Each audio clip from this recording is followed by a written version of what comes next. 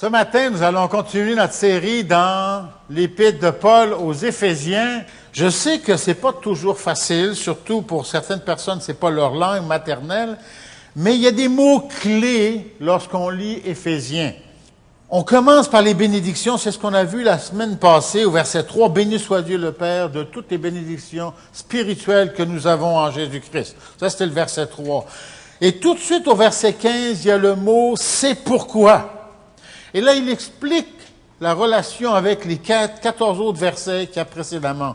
Et ensuite, au verset 11, il dit encore « c'est pourquoi ». Ça, une relation avec les versets qu'il y a juste avant. Tout ça continue jusqu'au chapitre 3 à cause de cela. C'est toutes des relations ensemble. Et 2 fois dans le chapitre 3, c'est répété à cause de cela. Et au chapitre 4, et c'est là qu'on arrive ce matin, je vous exhorte donc. Et ça, c'est tout en relation avec tout ce qui s'est dit dans les 3 chapitres précédemment. Et ça prend, cette exhortation donc, c'est tout le chapitre 4, tout le chapitre 5 et une partie du chapitre 6 jusqu'au verset 10 du chapitre 6. Donc, je vous ai donné en gros les divisions, là, de manière à être capable de suivre où est-ce que Paul veut nous amener à travers l'Épître aux Éphésiens. C'est sûr que nous passons à travers Éphésiens en 3 messages de à peu près 40 minutes, tout dépendant combien qu'on a de témoignages, comme la semaine passée, de choses qui rentrent en ligne de compte, là. Mais c'est facile à lire parce que c'est tout dans un lien. Et ce matin, on va regarder à partir dans le chapitre 4, verset 1, l'unité de l'Église. Et la semaine prochaine, on verra les armes que Christ nous donne afin d'être capable d'être un dans l'Église, afin d'être capable de répondre à tout ce que le chapitre 4 et 5 nous dit, comment qu'on devrait être comme enfant de Dieu, et qu'on sait qu'on n'est pas du tout comme ça. En tout cas, si vous le pensez, là, mais moi, je suis pas comme ça, que c'est pas ma nature. Ma nature, ma vieille peau, comme je l'appelle, et c'est une nature pécheresse. Et le mensonge est tellement sur le bout de notre langue. Et vous savez, quand ils disent de renoncer au mensonge, ils parlent pas des mensonges gros comme ça, hein. Ils parlent des demi-vérités. Une demi-vérité, c'est un mensonge complet. Hein? OK? Et je parlais avec... Alors, cette semaine, ma femme et moi, on a eu le privilège de jouer aux grands-parents cette semaine. On était en vacances. Il paraît. Nos enfants, Jonathan et Vicky, étaient actifs dans le camp d'ados, au camp des bouleaux. Alors, Vicky était infirmière, elle courait. Hey, c'est impressionnant la quantité de pilules que les ados avalent, mais enfin. Et puis, elle s'occupait des enfants, des malades, des bobos, des pansements, etc. Et Jonathan s'occupait de remplir tous les trous dans les activités des jeunes durant la semaine. Et papy et mamie, ils gardaient Camille, 4 ans, Florence, 3 ans, et Jacob, 1 an et quelque chose. Proche de 2 ans. Dans ce coin-là. Eh, mon ami, il faut être jeune pour avoir des enfants. Quand on est revenu à la maison, le silence. Vous savez, on parle du silence, mais le silence, c'est pas juste le jour. C'est silence jour et nuit. C'est merveilleux, merveilleux. En tout cas, l'unité dans la famille de l'Église. Vous savez, aujourd'hui, dans le monde que nous vivons, il n'y a pas d'unité dans la famille, point. Un autobus complet d'adolescents est venu au camp et venait de la mission Bon Accueil. Ces jeunes-là, là, c'est époqué, fais-moi confiance. Il y en a quelques-uns, là, wow, ils revenaient de loin. Pour eux, le camp des bouleaux, c'était le ciel sur terre. Et le plus gros problème, en jasant avec ces jeunes, c'est la famille. Mon père m'a abandonné, ma mère m'a abandonné, mon père c'est ci, ma mère c'est ça. Et généralement, ils sont jamais ensemble. Et quand ils sont ensemble, c'est 2 fois pire. La famille. Et c'est ça que nous héritons dans l'Église. Ne pensons pas que le péché qui est à l'extérieur de l'Église, dans le monde, n'est pas ici. Ah, OK, là, c'est se bourrer à face de dire ça. C'est se mentir à soi-même. Le péché qui est à l'extérieur vient dans l'intérieur des murs ici. Parce que nous sommes des hommes et des femmes pécheurs. Et Jésus-Christ s'asseyait avec les hommes et les femmes de mauvaise vie, que la Bible nous dit, parce qu'ils ont besoin d'un médecin plus que personne. Quelqu'un qui dit « je ne suis pas malade » ne va pas voir le médecin. Quand on dit « je n'ai aucun besoin spirituel », je ne recherche pas un sauveur. Et donc, les malades sont dans l'Église. Comment réussir avec tout ce péché qui nous enveloppe si facilement à garder une unité dans l'Église, dans nos familles, avec nos enfants, avec notre époux, avec notre épouse, hein? Ça prend ce qu'on va regarder ce matin. Prions, s'il vous plaît. Père Céleste, merci pour ta parole qui nous instruit, qui nous enseigne. Merci, Seigneur, de ce que tu nous exhortes à l'unité, à ne pas vivre de la même manière que nous vivions avant. Merci, Seigneur, de ce que tu nous donnes les armes. Et nous avons vu les bénédictions que nous avons en Jésus-Christ la semaine passée. Ô Père Céleste, instruis-nous par ta parole, Seigneur. C'est seulement ta parole qui peut venir faire des changements dans nos vies. Au nom de Jésus-Christ. Amen. On recommence. Amen. Amen. Amen. Hey, Osée, là. Je n'ai pas vu où il est, Osée. Hey. On va avoir un temps de prière aussi tout de suite, là, parce que j'ai promis à notre missionnaire Daniel Gagné. Alors, vous savez que Daniel, son épouse Chantal, sont missionnaires à l'église de Delson. En ce moment, à l'église de Delson, l'église est divisée en deux. Alors, ce n'est pas une grosse division, ils sont 30 membres, ça fait 15-15, à peu près. 18-13, quelque chose comme ça. Et ce matin, il y a une réunion importante, capitale ce matin. Il voulait que je sois là, mais j'ai dit, c'est de valeur, je ne peux pas être divisé en deux, donc je suis ici avec vous ce matin. Mais je me suis engagé qu'on prierait ensemble, et c'est important. Donc, courbons-nous encore dans la prière. Père Céleste, tu es celui qui bâtit ton Église, qui prend soin de ton épouse. Et Père Céleste, lorsque ton épouse est déchirée, lorsqu'elle souffre, lorsque tes enfants s'entre-déchirent dans l'Église, le premier qui souffre, c'est toi. Et ce matin, nous voulons prier pour l'Église de Delson, Seigneur. Et je pourrais nommer un paquet de noms, mais en particulier pour Daniel et Chantal, qui vont devoir confronter, Seigneur, le péché dans l'Église. Je te demande de donner sagesse et de faire un miracle ce matin, Seigneur. Et on le demande parce que nous prions au nom de Jésus-Christ. Amen. Amen. Amen. Chapitre 4, Éphésiens. Je vous exhorte donc, moi, le prisonnier. Alors, le donc fait référence à beaucoup de choses qu'on a vues la semaine passée. Alors, il faut se rappeler, avant que je continue la lecture, qu'est-ce qu'on a vu la semaine passée.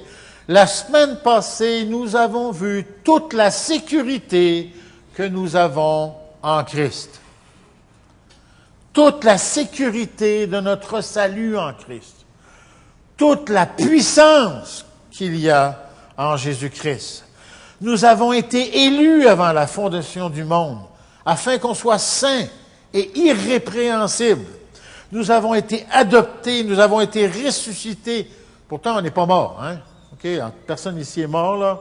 Mais déjà, nous sommes ressuscités en Christ, un nouveau corps.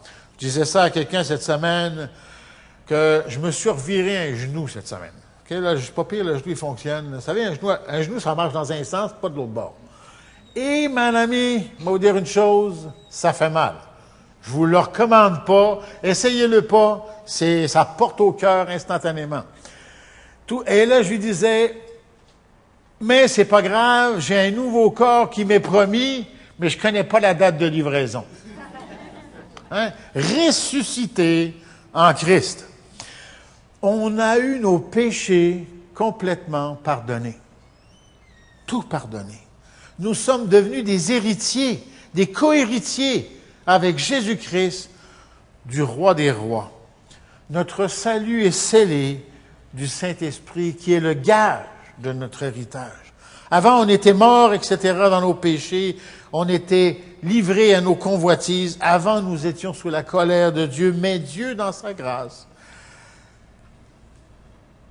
nous a rachetés, nous a rendu la vie en Christ, avec Christ, par Christ. Un salut voulu par Dieu, un salut en Christ, un salut scellé par le Saint-Esprit. C'est ce qu'on a vu la semaine passée. Vous avez très simple, c'est le chapitre 1 et 2. Tout ça, nous l'avons en Jésus-Christ. Si tu essaies de l'avoir autrement qu'en Christ, tu vas faire des efforts et toute ta vie, tu vas pleurer ne sachant ce que tu as ou ce que tu n'as pas. Le salut est gratuit. Éphésiens chapitre 2, versets 8 et 9. C'est un don par grâce pure, car je ne mérite rien, tu ne mérites rien, tu ne peux et je ne peux rien acquérir pour l'éternité. Il faut que Dieu nous le donne. C'est ça la grâce. Et la foi, c'est accepter cette grâce. C'est pas plus compliqué que cela. Des fois, on me demande, explique-moi la foi. J'ai aimé la réponse de, chérie, aide-moi avec la mémoire, tout le monde en parle le soir, l'émission du dimanche soir, là, il y avait le chanteur Mario Pelcha qui était là et qui, après 12 ans de divorce avec son épouse, il lit la Bible, il va à l'église, il ne nous a pas dit quelle église, il n'a rien dit, mais après 12 ans de divorce avec sa femme, il a remarié sa femme parce que la Bible lui dit qu'il doit avoir une femme. C'était le témoignage qu'il a dit à la télévision, à Radio-Canada.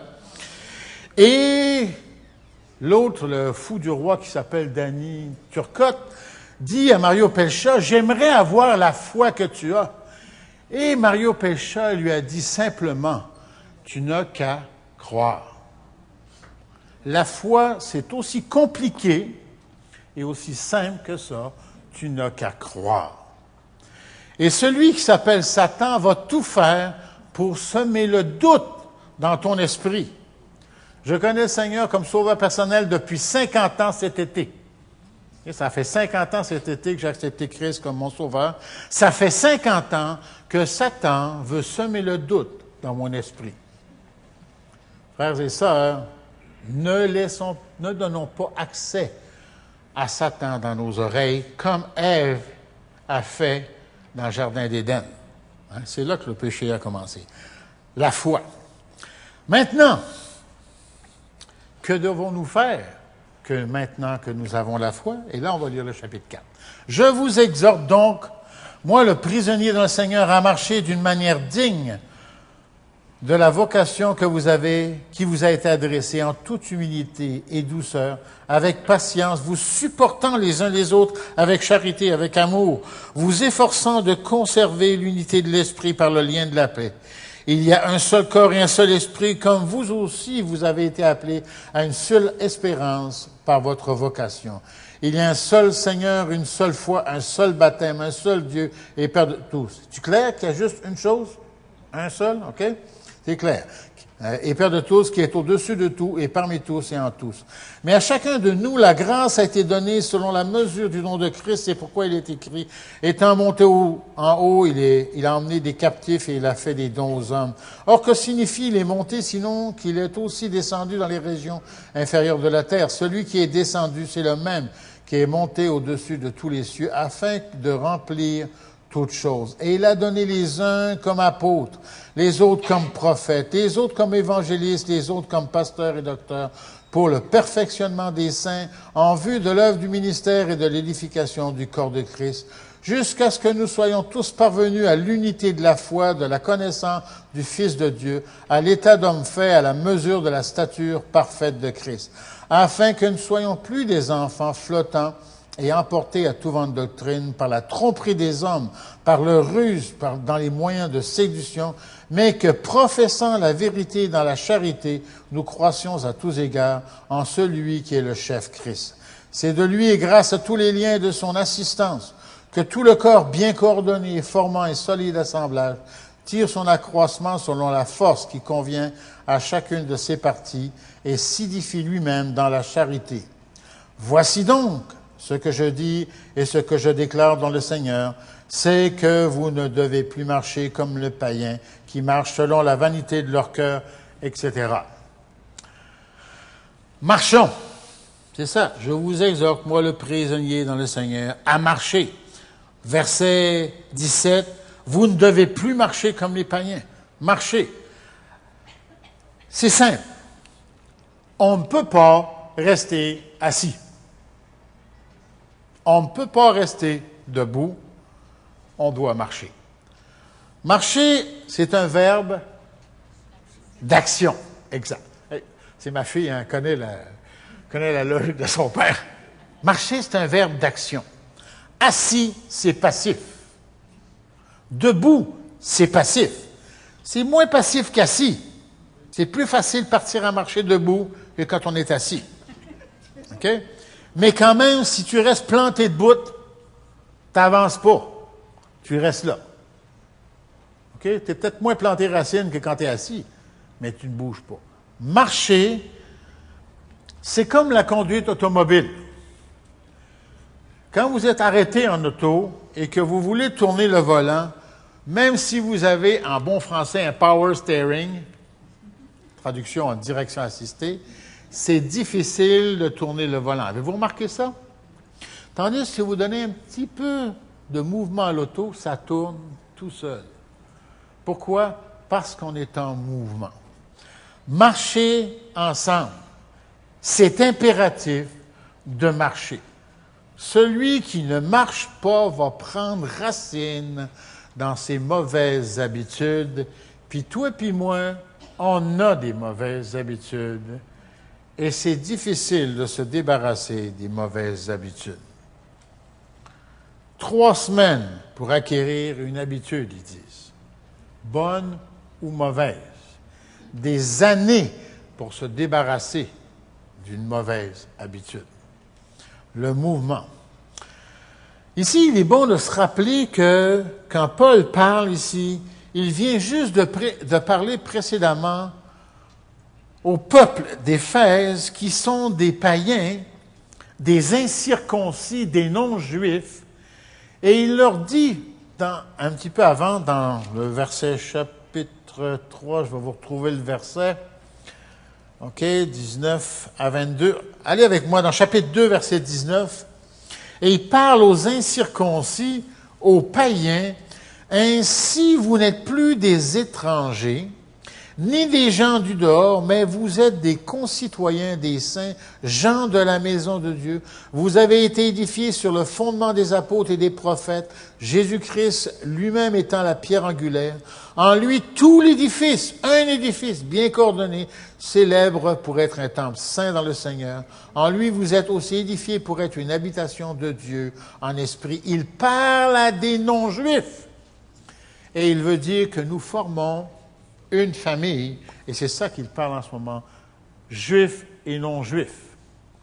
Dans le Seigneur, on parle une famille. Intéressant de voir ceux qui ont le moins accepté ça, ce sont les Juifs. Pas les Juifs Christ, pas ceux qui ont accepté Christ, on ne parle pas de ça. Mais les premiers qui ont rejeté Christ ont continué à rejeter Christ et ont continué à rejeter ceux qui sont des disciples de Jésus-Christ. Donc, on doit marcher ensemble. Est-ce que vous pensez que c'était facile pour des Juifs et des non-Juifs de toutes les nations, arabes et compagnie, de vivre ensemble dans l'Église? Pensez-vous que c'était facile? Non, monsieur. Il devait y avoir le coin des Juifs, le coin des puis le coin, puis le coin, puis le coin. Ça devait être très difficile. C'est pour ça que Paul écrit ça et le renseigne à marcher ensemble. Je vous exhorte donc, OK, moi le prisonnier, à marcher d'une manière digne de la vocation qui vous a été adressée. Une famille. Dans différentes traductions, au lieu de marcher, c'est marqué vous comporter, vous conduire dans le Sommeur, c'est marqué. Donc, c'est quelque chose que l'on fait tous les jours, la marche, la manière de se comporter, la manière de se conduire. C'est une action, une direction, et on va tous dans la même direction. Je vous exhorte. Bon, Dans la traduction sur Marqueur, je vous exhorte, ou instamment, je vous dis instamment. Alors là, après, il parle, il dit, une vocation qui nous a été adressée. Mais quelle vocation nous a été adressée? Mais la vocation qui nous a été adressée, c'est le jour où j'ai accepté Jésus-Christ comme mon sauveur.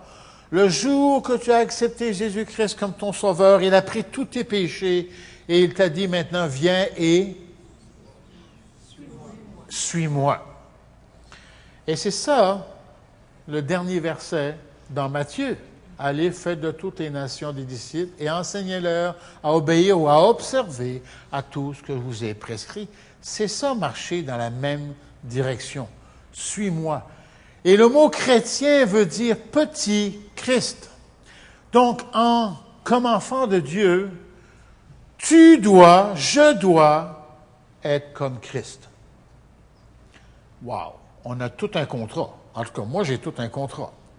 Mais c'est ça qu'on doit chercher. Et après, il donne, c'est ça la vocation, et après, il donne des caractéristiques. En toute humilité. C'est qui le plus humble ici? Osez, lève-toi pas. Hein? Excuse-moi, Osez, je t'aime, mon frère. C'était une plaisanterie. Comprenez ce que je veux dire? Que l'humilité, c'est pas la caractéristique qui caractérise notre monde aujourd'hui. Même notre monde, entre guillemets, chrétien. L'humilité, c'est pas ce qui nous caractérise. Pourtant, quand on lit dans Philippiens chapitre 2, il nous dit de considérer ce que Christ a souffert, ce qu'il a quitté pour venir naître dans une mangeoire à bestiaux et vivre toute sa vie sous l'autorité des mortels que nous sommes, Joseph et Marie, pour finir mourir sur une croix. Il nous demande de considérer les sentiments qui étaient en Christ. Et on a de la misère, nous autres, à considérer les intérêts de notre épouse ou de notre époux. Hey, écoute, laisse faire le reste de l'Église. Comprenez ce que je veux dire? L'humilité. La douceur. Hein? Dans la Sommeur, c'est marqué l'amabilité. Wow! Est-ce que je suis quelqu'un de doux, quelqu'un d'amable? Une puissance sous contrôle. Une puissance sous contrôle. Ma femme, des fois, quand on rentre dans l'auto, c'est ma première critique après un message. Un cours, n'importe quoi. Je demande à ma femme comment ça a été. Elle me dit, chérie, tu étais dur ce matin. Tu manquais de douceur. La douceur. On doit chercher à avoir de la douceur. De la patience. Après, la patience. Wow! Ça, vous pouvez demander ça à mes enfants, c'est la chose qui me caractérise le plus. Même mon neveu me regarde en riant. La patience, c'est quelque chose qu'on doit travailler toute notre vie. Toute notre vie. J'ai exercé beaucoup de patience avec mes petits-enfants cette semaine. Wow! Hein, ça prend de la patience. Si vous voulez avoir des enfants, là, ça prend de la patience. De l'amour. De l'amour, ce n'est pas aimer ceux qui sont aimables. L'amour qui est question là, c'est aimer ceux qui sont haïssables. La parole de Dieu nous dit d'aimer nos amis? Non! N'importe quel imbécile, je ne sais pas vous autres, je parle de moi là, aime son ami. OK? N'importe qui. Il n'y a aucun mérite là. Mais aimer son ennemi, wow! Aimer celui qui ne t'aime pas la face, oh, là, c'est tout un contrat. Et c'est ça, cet amour qu'il est question là. Hein? L'amour et passion, 1 Corinthiens 13. Vous savez, quand on lit 1 Corinthiens 13, c'est adressé à l'Église. C'est pas adressé au couple, même si on l'utilise pour toutes les fins de semaine couple à la Saint-Valentin. Bon. Mais c'est pas ça qui n'était pas adressé au couple, c'est adressé à l'Église. C'est comme ça qu'on doit s'aimer dans l'Église. L'amour est patient, OK? Serviable. Il supporte. Supporter, il y a deux manières de supporter, on le voit un peu plus loin. Supporter, c'est « Ah, je supporte ». Ça, c'est une manière de supporter. Mais ce n'est pas cette manière-là de supporter. C'est quand quelqu'un a des difficultés et on va le supporter. Quand quelqu'un, je ne peux pas vous mentionner le nom, mais on a une sœur dans notre église qui a fait un ACV cette semaine. Son mari ne veut pas que je vous le mentionne pour l'instant, donc je ne mentionne pas le nom. Supporter, c'est aller visiter. Comment est-ce que je peux t'aider? Comment est-ce que je peux faire ci? Est-ce que je peux faire des repas? Est-ce que je peux faire ci? Et chacun de nous, on peut supporter avec les capacités que le Seigneur nous a données. Ça, c'est supporter. Faire des efforts, vous s'efforçant de conserver l'unité de l'esprit.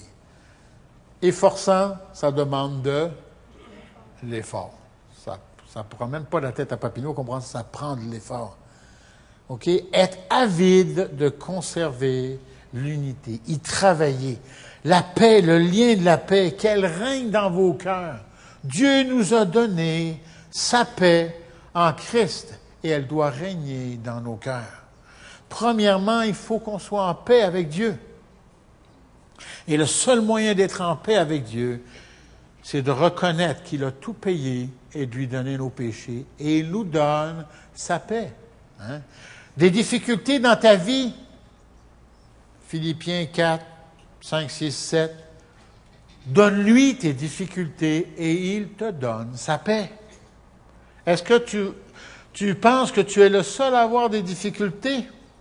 Écoute bien, tu te mens à toi-même, tout le monde a des difficultés, des problèmes, des douleurs à des degrés différents, mais tout le monde a besoin de la paix que Dieu donne. Verset 4. Il y a un seul corps, un seul esprit, comme vous avez été appelés à une seule espérance par votre vocation. Il y a un seul Seigneur, une seule foi, un seul baptême, un seul Dieu et Père et tous, de tous, qui est au-dessus de tous et parmi tous et en tous, un seul corps. L'Église locale, c'est le corps local de l'Église universelle. Il y a un seul corps. Et dans le corps de l'Église locale, on a besoin de tous les membres du corps. Ce que je me suis fait au genou cette semaine, c'est l'élongation de 2 tendons.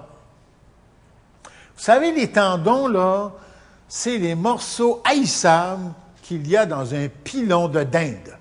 Vous savez, là? Vous savez, c'est des grandes affaires là, même, là, hein? Bon, c'est haïssable au bout. On ne les voit pas. On n'y sent pas. Mais moi, je vais vous dire une chose. Quand j'ai tiré 2 tendons, tout le corps a souffert. Je peux vous le garantir, là. Je me suis retrouvé assis par terre, puis j'avais les gouttes qui C'est la même chose dans le corps de l'Église locale. Quand on ne travaille pas à la place où le Seigneur nous a placés, tout le corps souffre. Et maintenant, j'ai mal à la jambe droite, au mollet de la jambe droite. Pourquoi? Parce que la jambe droite doit compenser la jambe gauche. Même chose dans l'Église locale. Quand je ou tu ne fais pas ta job que le Seigneur t'a donné, et il mentionne certains jobs, là, mais ça peut être très simple. Une responsabilité, c'est une responsabilité, et si tu ne le fais pas, quelqu'un d'autre doit le faire. C'est pas plus compliqué que cela. Donc, c'est intéressant de voir que d'autres vont souffrir, d'autres vont porter plus pesant que ce que le Seigneur leur a vraiment demandé, comme ma jambe droite porte, au lieu de porter 50% de mes 125 livres, hein, elle en porte 70. L'unité, un seul corps, un seul esprit. Un seul esprit. Est-ce que nous nous rendons compte du privilège que nous avons que Dieu fasse sa demeure en nous? Le Saint-Esprit vit en nous. Dans mes lectures du matin, je suis dans les Juges. Et ce matin, je viens de lire tout le récit de Jephthé. OK? Le juge Jephthé. Et quand ils ont demandé, le peuple d'Israël est allé chercher Jephthé, qui était un reclus, parce qu'il était fils d'un homme d'Israël, mais d'une prostituée. Ses frères, qui étaient fils du père et de sa femme légitime, l'ont foutu à la porte, ils l'ont renvoyé loin. Mais là, ils ont un problème, ils vont le chercher. Hein, ça arrive souvent, ça. Maintenant, on est capable de faire des incartades quand ça va mal. Ils vont le chercher et ils lui demandent d'être le chef en Israël. Et là, il y a une petite phrase qui dit « Et Dieu lui donna son esprit » à ce moment-là. Nous avons le privilège, du moment que tu as accepté Christ comme sauveur, que j'ai accepté Christ, que Dieu est venu faire sa demeure dans nos vies. Un seul esprit. Quand on prie, il répond. Ma femme et moi, une nuit, on était couchés dans la tente roulotte avec les filles, les deux plus vieilles filles, et la petite, elle a été bouillante. Vous vous rappelez, pour ceux qui sont les parents maintenant, vous comprenez ce que je veux dire, là? Tu la touches, hey! On pourrait faire cuire un œuf sur la tête, bouillant. Fait que là, la braille, donne de l'eau, du ci, des vitamines, toute la kit, là. Advil, même j'ai manqué de tuer ma petite fille, parce que je lui ai donné un Advil d'adulte. Bon, elle n'est pas morte, au contraire, là, puis ça l'a knocké pour 3 heures. Mais après, elle a commencé à pleurer. Et puis là, on ne sait pas quoi faire. Fait que là, il est 2-3 heures du matin, puis là, on prie. Tu sais, et puis le Seigneur répond. Elle ne voulait rien savoir de découvrir. En réalité, il fallait qu'on la découvre, hein, tu sais. Puis là, tout d'un coup, elle s'est découverte toute seule. On y a enlevé son chandail, tu sais, puis tout le kit, là. Et puis la fille avait tombé. Un seul esprit. Le Saint-Esprit nous dirige. La seule chose qu'il faut qu'on fasse, c'est qu'on écoute. On écoute. Puis si vous êtes comme moi, vous parlez trop, vous écoutez peu. Hein? Donc, il faut faire attention et laisser le Saint-Esprit nous parler. Un seul Seigneur, une seule foi, un seul baptême. Le mot « un » revient, c'est une seule chose. Tout ça, nous l'avons en Christ. L'Église locale, Dieu donne à l'Église locale tout ce qui est nécessaire à l'Église locale. Les dons nécessaires au corps local sont ici. Et même l'argent est ici. Une fois, j'avais posé la question dans une assemblée, où est l'argent? Ah, c'est Dieu qui donne. Pantoute! C'est pas vrai. OK? L'argent dans l'Église locale, ben là, j'ai pas mon portefeuille, mais il est ici. OK? Il est dans ma poche, dans ta poche. Dieu a donné à toi et à moi ce qui est nécessaire pour faire marcher l'Église locale. Donc, quand il y a un appel, quand on parle d'offrande, ça ne concerne pas les autres. Premièrement, ça me concerne moi-même. Ça fait partie de tout ce qui est donné à l'Église locale. Les enseignants, les charpentiers, les gens qui sont capables de cirer les planchers, comprenez ce que je veux dire? Tout ce qui est nécessaire dans l'Église locale. Même quelqu'un pour ouvrir et fermer le bâtiment maintenant, même quelqu'un pour conduire le camion pour le comptoir alimentaire, c'est ici, dans l'Église locale. Quand il y a un appel d'un besoin, je dois me dire « Ah, merci Seigneur, c'est pas pour moi. » Non, on doit regarder « Est-ce que c'est pour moi? » Hein? Je pourrais vous parler aussi sur le magasinage d'église, mais on laissera faire ça. Tout ce qui est nécessaire dans l'église locale, afin qu'on soit bien ensemble, afin qu'on ait... C'est agréable à climatiser? Okay? Moi, je viens de passer avec Anne et moi, on vient de passer dans une tente roulotte toute la semaine. Il y a mouillé les nuits, je peux vous le garantir, moi. Tu te couches là-dedans, là, ça glisse pas ces draps, okay? Là, ça colle. Okay, là? On est bien ici. C'est agréable. Tout ça, ça fait partie de ce que le Seigneur nous donne. Tout ce qu'on a besoin. OK? Alors, le corps bien coordonné, verset 16. Hein? OK? Bien coordonné, solide, une bonne croissance, devient fort. Il s'édifie dans l'amour les uns les autres. Et tout ça, c'est en Christ. Vous lirez les passages. On a besoin les uns des autres. Verset 17. Donc, voici ce que je dis, ce que j'éclaire dans le Seigneur, c'est que vous ne devez plus marcher comme les païens. En comparaison avec le verset 1 du chapitre 4 qui nous dit comment qu'on doit marcher à cause de la vocation, il nous dit le négatif maintenant, vous ne devez plus marcher comme ça. Et là, après, il y a toute la liste. Moi, je les ai soulignés avec un crayon à mine vert. OK? Vous devez renoncer au mensonge. Renonce au mensonge, dis plutôt la vérité. OK? OK? Ne pêche plus. Quand tu te mets en colère, ne pêche plus, ne donne pas accès au diable. Vous savez, quand on se met en colère, là, il y a deux choses l'une. On va prendre une marche jusqu'à temps que la colère tombe, ou on fait des bêtises, ou on dit des bêtises. Attention, la colère n'est pas bonne conseillère. Hein? Attention, la colère fait des ravages. Je lis ça dans le journal tous les jours, tous les jours, tous les jours. En auto, si tu as le malheur, j'ai coupé, pendant que ma femme a somnolé un petit peu dans un sens giratoire, j'ai embarqué dans la voie du centre de gauche, là, tu sais, là. Écoute, je pense que le gars, il m'a envoyé toutes les blasphèmes de la terre. La colère n'est pas bonne conseillère, OK? Ne donne pas accès au diable. Ne dérobe pas, va travailler. Et ça, vous pouvez lire tout ça dans ça. Hein? Même verset 31, que toute amertume, ça c'est des éclats de voix, animosité, colère, clameur, calomnie, toute espèce de méchanceté, disparaissent du milieu de vous. Soyez bons les uns envers les autres, compatissants. Hey, regardez bien là, c'est pas juste votre épouse, mais vous pardonnant réciproquement. Pas juste l'un.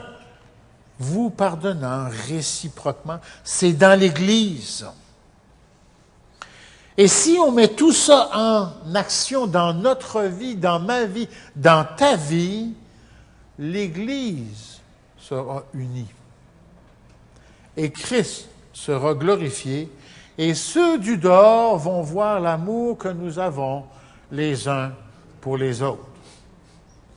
Vous savez, le témoignage de l'Église, oui, c'est quand on témoigne à nos voisins, quand on va au métro témoigner, oui. Mais quand les gens autour voient, waouh, hey, ils se réunissent là-dedans, il y a 300 personnes de toutes les nations, de toutes les couleurs, comment peuvent-ils marcher ensemble? Vous savez, quand je sors à l'extérieur de Montréal, okay, du Grand Montréal, et qu'on arrive dans un endroit, il n'y a que des blancs. Excusez-nous les frères et sœurs de couleur noire, là, je vous vise. Puis qui savent qu'ici, on est très colorés, nous autres, on est une église, 4 couleurs, toutes les couleurs. Comment faites-vous? Faites rien de plus que les autres. Hein? Au ciel, on va être toutes les couleurs. OK? Bon, alors, je ne sais pas trop quelle langue on va parler aux fraises, au ciel. Là. Ça va être le français, hein, Swahili, ou le Lingala, ou l'espagnol, ou le portugais. Là. Je ne sais pas trop, là. Mais je suis sûr qu'on va tous se comprendre. Hein? Mais on sort toutes les couleurs. Est-ce qu'on est capable de vivre ensemble malgré tous nos arrière-plans culturels? Est-ce qu'on est capable de travailler ensemble malgré différents avis politiques même? Oui. Pourquoi? Parce que nous sommes un en Christ. Le reste, c'est en arrière. C'est la seule raison qui fait que l'Église de Jésus-Christ peut être multiculturelle, multi-pays, multination. Donc, on ne doit plus marcher comme les païens. Okay? Puis il donne après la description, ils marchent selon la vanité de leur cœur, inconduite de toutes sortes, impureté, cupidité, jalousie, envie, etc. On ne doit plus marcher comme ça. Parce que Christ nous a instruits, ça c'est le verset 20 du chapitre 4, et nous avons été renouvelés par l'Esprit. C'est drôle, le jour que j'ai accepté Jésus-Christ, j'avais 13 ans, j'ai dû aller demander pardon pour telle chose. Vous ne direz pas à qui, maintenant. OK?